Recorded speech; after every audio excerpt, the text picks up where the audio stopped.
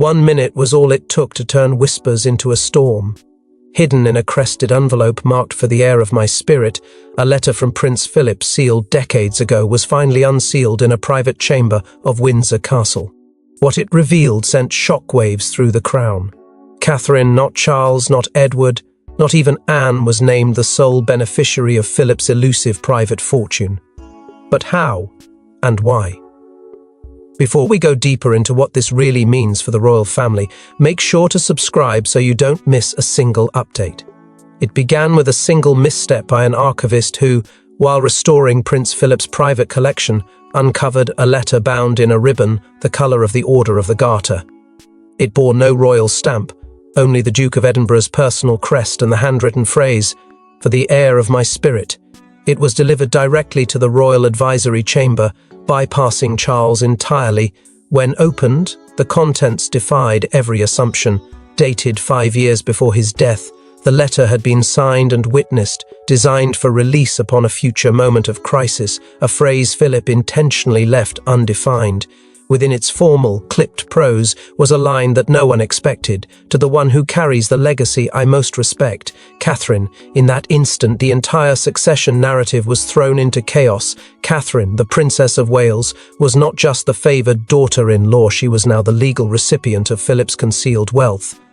The letter detailed the location and structure of untraceable offshore accounts, gold reserves in Zurich, and quietly managed trusts previously thought absorbed into broader royal assets. The fortune was personal, vast, and completely unlinked to crown holdings, shielded from parliamentary oversight and palace interference. Buckingham Palace aides scrambled. Advisors to the king were left in stunned silence. How had this stayed hidden?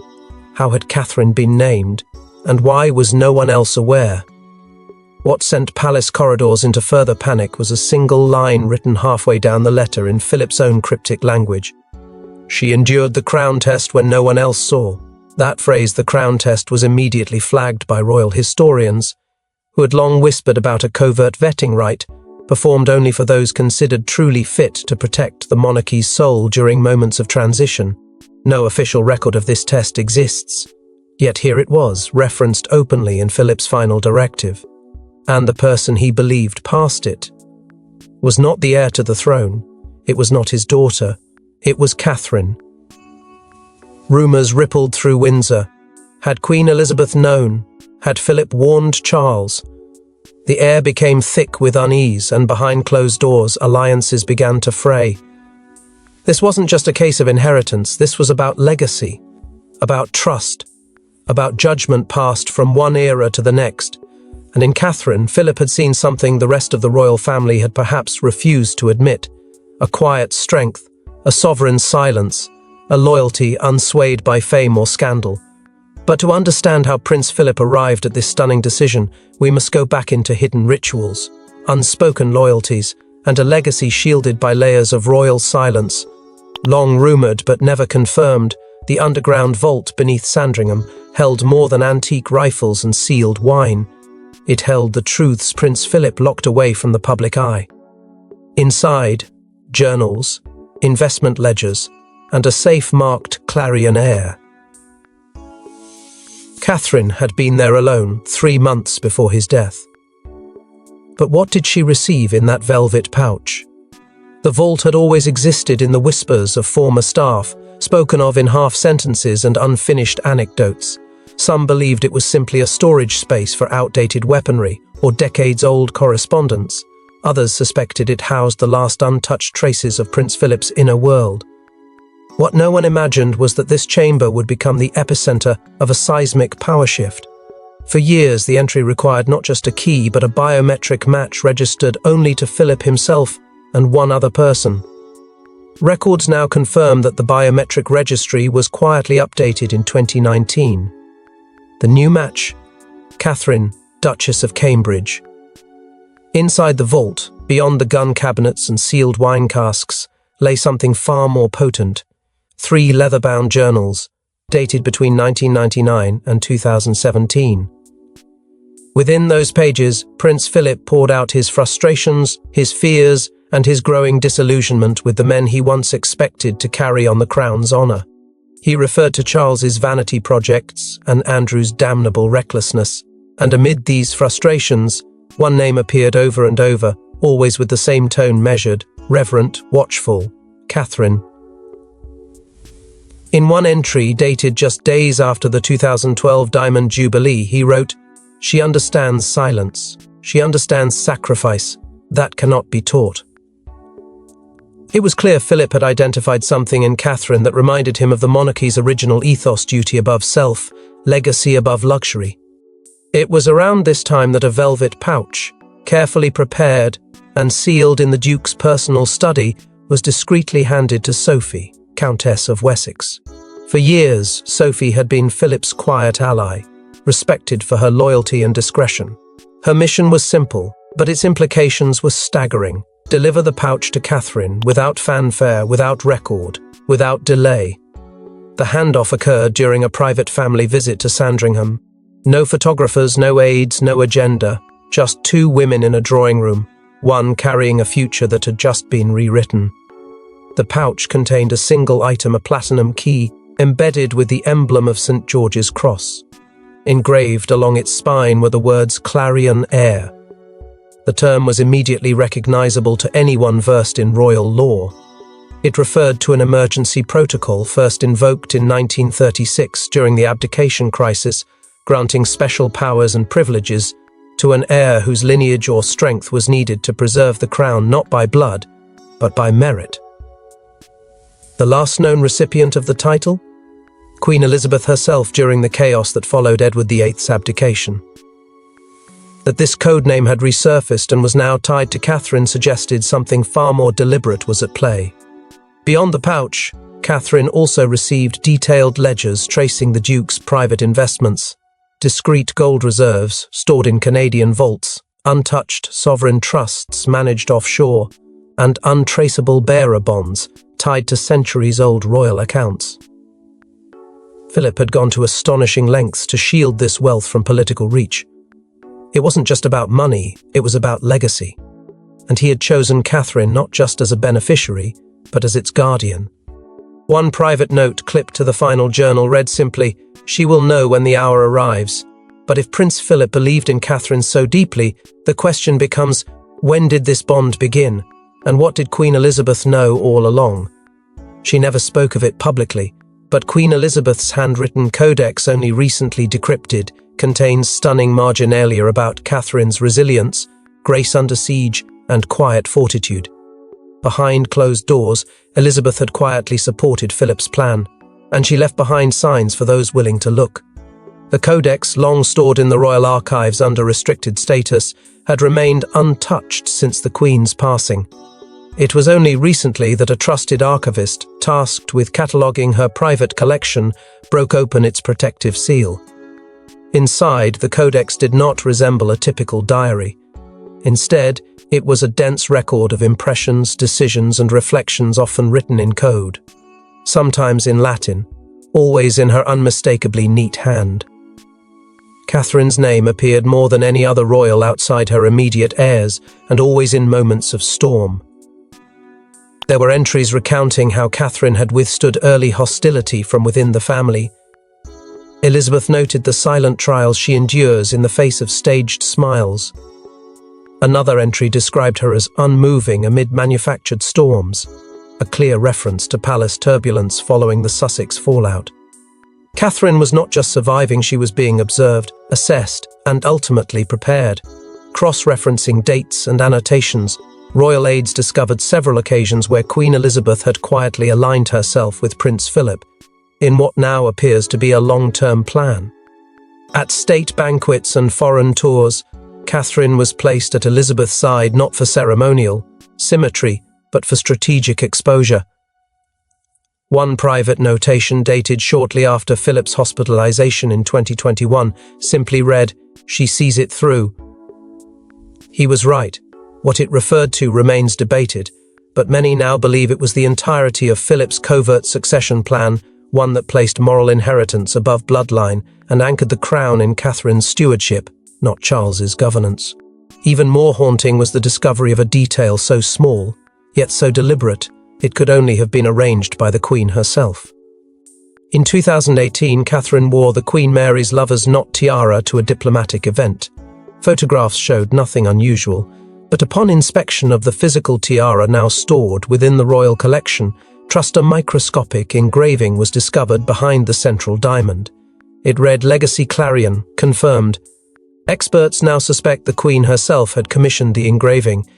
This phrase aligned with Philip's own use of Clarion Heir and hinted at a coordinated operation of royal designation, a hidden code, passed in jewels, documents and rituals only the sovereign understood.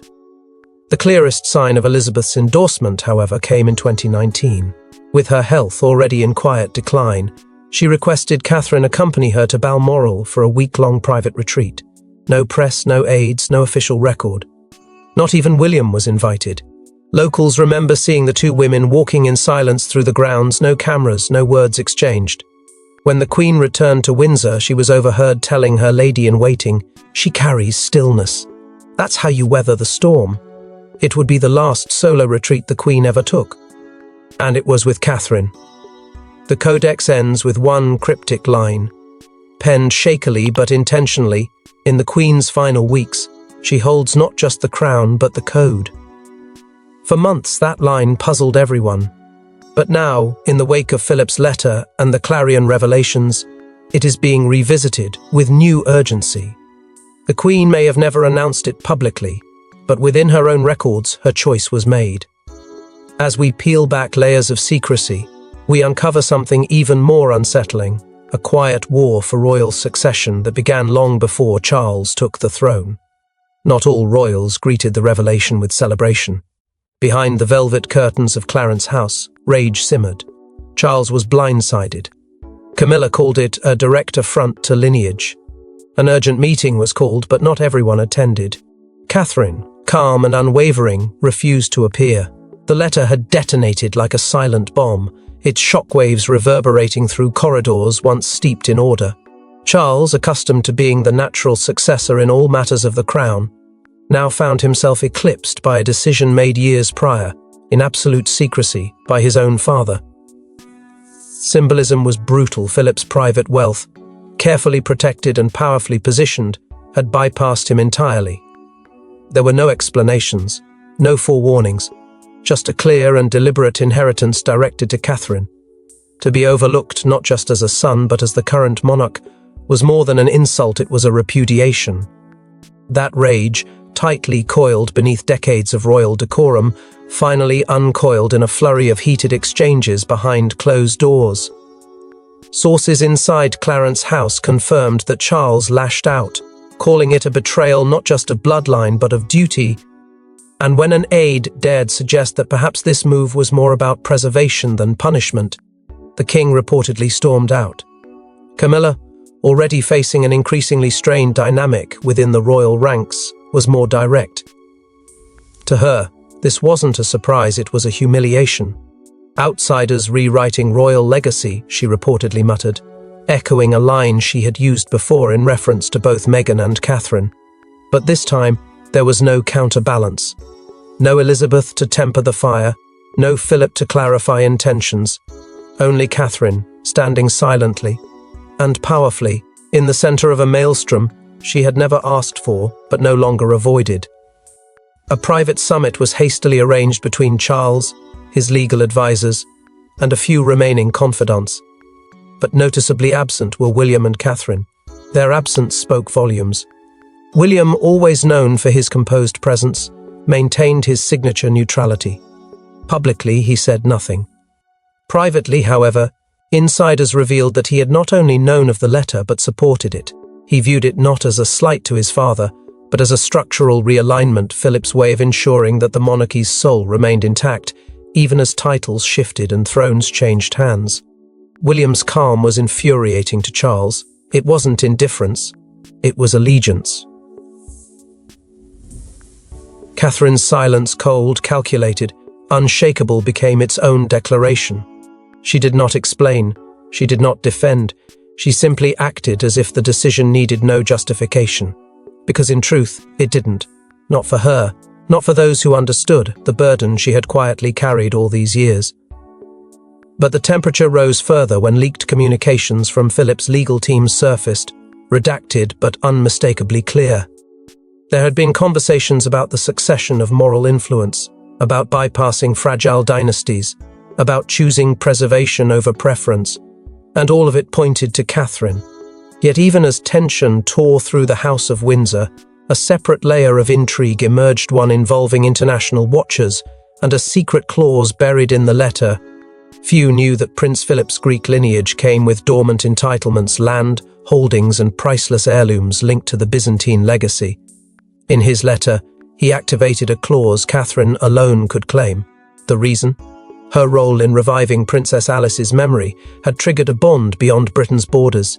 It began decades earlier, buried deep within the legal architecture of a fractured dynasty.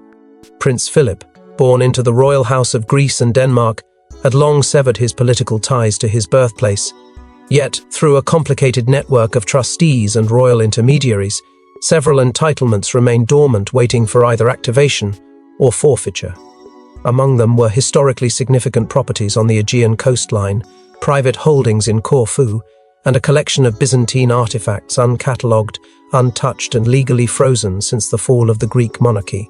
These holdings were bound to an obscure clause known as the Byzantine Continuance Provision, created under an agreement between the House of Glucksburg and the Greek interim government in the late 20th century. That clause, rarely mentioned even in palace legal circles, stated that a named heir could assume guardianship of the assets only if they were deemed to have revived or protected the legacy of Princess Alice, the matriarch Philip revered most. It was Catherine who unknowingly triggered the clause. Her quiet initiative to honor Princess Alice's wartime heroism, a coordination with the Orthodox Church, and most critically, her symbolic return of Alice's Byzantine tiara to the Greek royal family during a private ceremony in 2022, sent silent ripples across diplomatic and dynastic borders. What seemed like a ceremonial tribute had, in reality, opened the legal pathway for Catherine to inherit and control a forgotten empire of influence and wealth. The tiara, once lost to time, became a key, its re-emergence interpreted in Greek royal circles as a sign of rightful restoration. Within weeks, the head of the former Greek royal house issued a public statement calling Catherine a rightful keeper of memory and dignity, an heir of action, not birth. Philip's letter had anticipated this moment with eerie precision. He wrote of his belief that legacy must transcend the failings of blood and be carried by the one who acts with dignity in silence. With the triggering of the Byzantine clause, a substantial portion of foreign wealth untouched for decades was redirected not to the Windsors, but to Catherine. Offshore holdings were quietly transferred into accounts under her name, filtered through European trusts and protected under diplomatic immunities granted through Philip's Greek heritage. The scale of this redirection stunned even those closest to the crown. It was not just symbolic, it was staggering. Soon, the British intelligence community began to take notice. MI6, alerted by irregular financial activity involving foreign royal assets, began an inquiry. But rather than sounding an alarm, they issued a classified report acknowledging the legality of the transfers. Their conclusion? The activation of the Byzantine clause was legitimate, undisputed and irreversible. Catherine had become the sole active heir to a forgotten branch of a royal tree long thought buried. But back in Britain, a far more dangerous ripple effect was unfolding among Philip's own children and grandchildren, who now viewed Catherine as a threat to their inheritance. Tensions snapped. Princess Anne reportedly walked out of a family conference. Edward declined all comment. Harry, watching from Montecito, issued a cryptic statement about wills, wars and widows. What was once a firm royal unit was now cracking open, and at the centre of it all was Catherine, quiet but unyielding. The once steady spine of the House of Windsor had begun to splinter. What started as silent unease behind palace walls had now become a fracture impossible to conceal. Princess Anne, revered for her loyalty and unshakable composure, was seen storming out of a private gathering at St. James's Palace. Those close to the meeting claim she confronted Charles directly, questioning his attempts to undermine Catherine's legitimacy and demanding whether he truly understood what their father had intended. "You were never the one he trusted with the storm," she reportedly said before slamming the door behind her. That statement, left hanging in the air, echoed far beyond the conference room. It was an indictment and a warning. Meanwhile, Edward, the ever-reserved youngest sibling, chose silence, but not passivity. His legal advisors began combing through the estate files, reviewing every clause in Philip's will and cross-referencing offshore holdings that had unexpectedly vanished from his anticipated share. Quiet meetings were held between barristers in Mayfair and royal trustees in Edinburgh. Documents once sealed were now being pulled under scrutiny, and behind closed doors, Edward's discontent was growing. Across the Atlantic, Harry, already distanced both physically and emotionally from the institution, responded in his own cryptic way. In an interview that aired with chilling timing, he stated, "There's more buried than bones in that legacy, and some truths aren't meant to be silenced forever." The phrase was vague but deliberate. It hinted not only at financial exclusion, but at deeper betrayals, long suppressed and now resurfacing in the shadow of Catherine's rise. Meghan, seated beside him, remained silent, but the tension in her gaze said more than any quote could. Within this spreading web of tension, Beatrice and Eugenie found themselves pulled between alliances. With Andrew's fate still tarnished, their future within the royal framework was already fragile.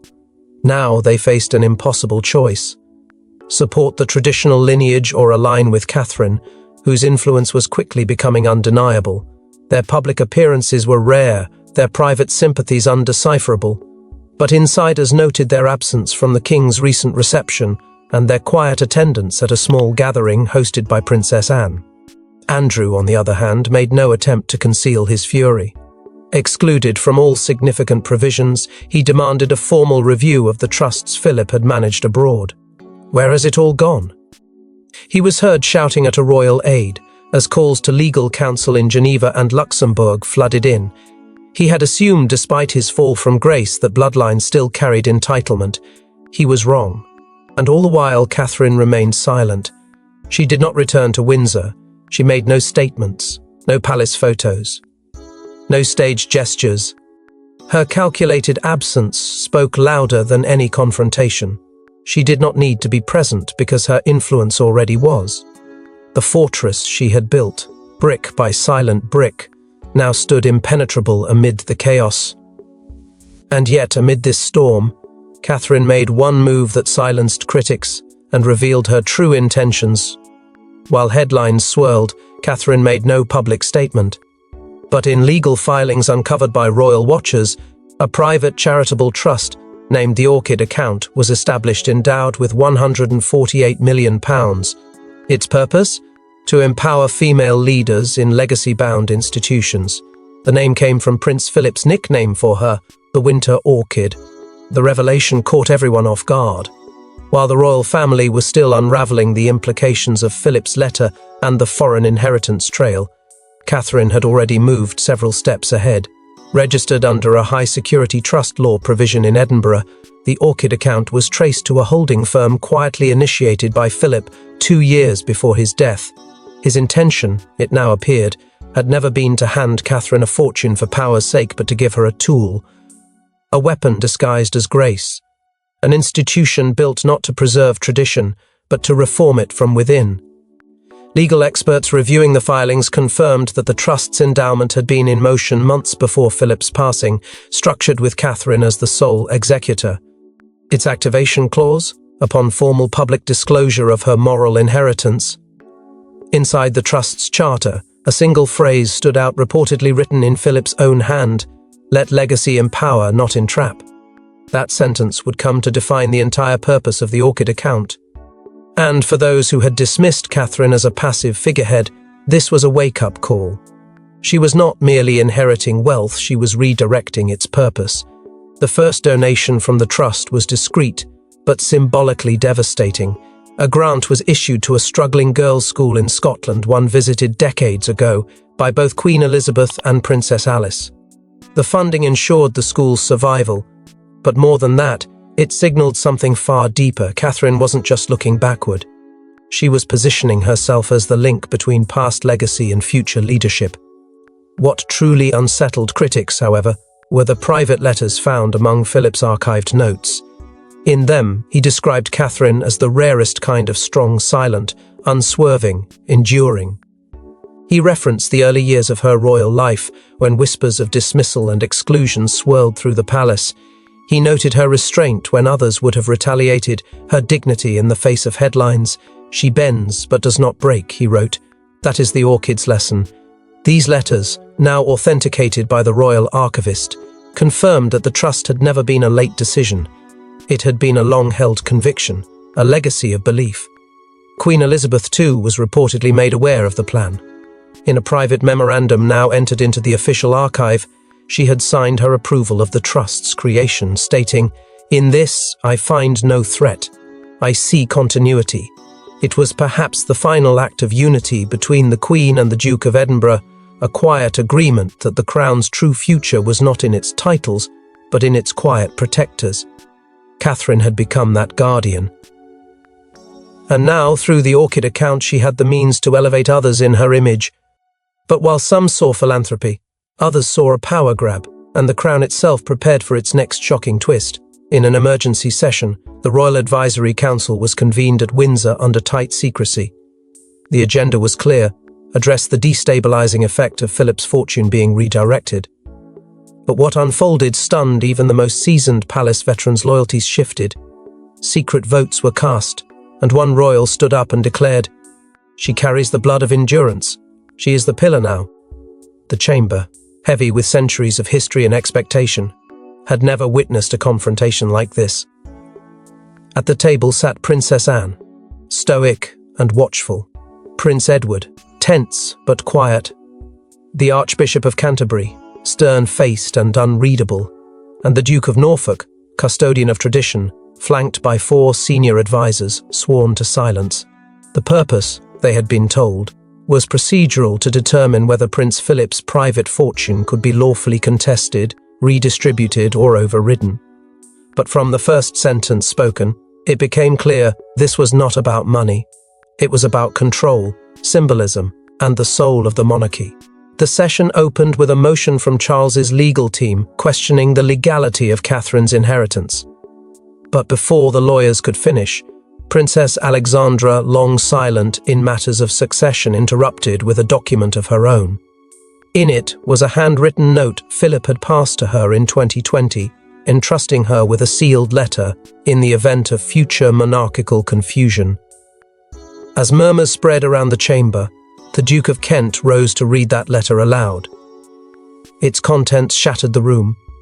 In it, Philip confirmed Catherine as the moral successor of his legacy, citing her endurance, integrity, and ability to lead without ever needing a throne.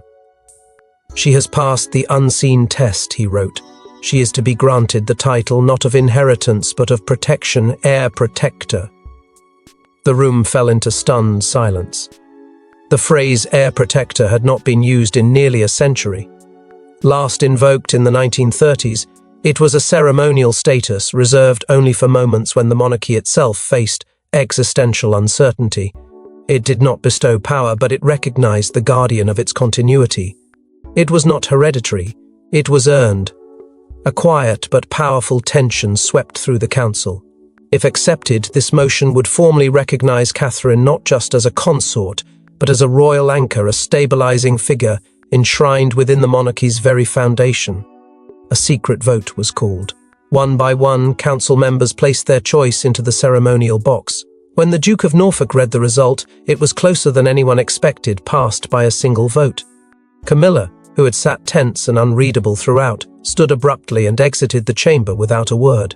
The motion passed. Catherine's role was no longer a matter of speculation. It had been recorded, ratified, and entered into the Crown's private archives. The decision sent a chill through the institution. The very core of the monarchy had shifted not in name but in power. It wasn't the throne that held weight anymore, it was the trust that had been placed behind it. And Catherine now carried that burden not as a symbol but as a shield. And just when it seemed the storm had passed, one final revelation would shake the monarchy to its very foundation. Tucked at the bottom of Prince Philip's letter was a handwritten postscript overlooked in initial reviews. 4 chilling words: "She knows the cipher." and next to them, a set of coordinates. When Catherine returned to Balmoral, she alone entered the Queen's private chapel. What she retrieved remains undisclosed. But insiders now whisper that the contents change more than inheritance, they redefine succession. The coordinates trace to a remote chamber beneath the chapel floor, accessed only through a passage hidden in the Queen's private prayer alcove, long sealed from public view. The location had been historically referenced in Philip's naval logs and Elizabeth's earliest diaries, but no official documentation acknowledged it. According to trusted staff sworn under the Crown's Royal Secrecy Act, only 2 living individuals held access, Elizabeth and Catherine. No aides accompanied her that day. No security detail followed her inside. The chapel was closed for maintenance, the visit recorded only in the internal Balmoral registry. What happened during those 47 minutes has never been confirmed. But what emerged in the hours that followed changed the tone of every conversation inside the palace. Weeks before his final hospitalization, Philip had handwritten that postscript. Those 4 words she knows the cipher were no poetic flourish. They were a code, a literal trigger. Sources now reveal that decades earlier, Philip and the Queen created what is internally referred to as the Clarion Protocol, a hidden succession contingency plan for scenarios in which the monarchy's bloodline, public trust, or institutional clarity were irreparably fractured. It was meant only to be activated in times of quiet constitutional crisis, never to be publicly acknowledged, and only executable by someone who could pass its final test, deciphering the monarch's cipher, a personal encryption tool developed by George VI and passed secretly to Elizabeth. Catherine had been introduced to the cipher years ago, during her earliest visits to Balmoral.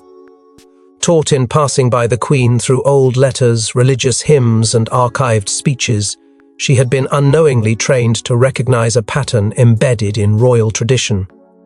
Those patterns, dates, phrases, symbolic gestures now unlocked what was contained within the sealed lockbox buried beneath the chapel. And though the Crown has never confirmed what it held, speculation is rampant. Documents reportedly tied to a proposed alternative order of succession. A charter confirming the heir protector role not merely as ceremonial, but as a decision-making seat within the Royal Advisory Council.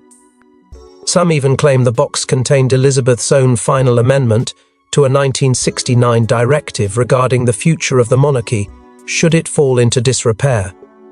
What followed sent ripples through the royal ranks. Catherine re-emerged from Balmoral not with an entourage, but alone, quietly returning to London. 3 days later, she appeared at a formal engagement wearing Queen Victoria's sapphire coronation ring, a piece not seen in public for over 60 years. No explanation was offered, no statement released. But among the royal inner circle, it was understood. This was no longer just inheritance. This was authorship. The image of Catherine, wearing a ring linked to the monarch who redefined empire, sent a message more potent than any press release. She wasn't stepping into the past, she was scripting what came next. And so, what began as a single envelope has morphed into a royal reckoning. The question now haunting the palace walls, is Catherine merely an heiress or the quiet architect of a new royal order? Thanks for watching. Please don't forget to like and subscribe, and we will see you in next one.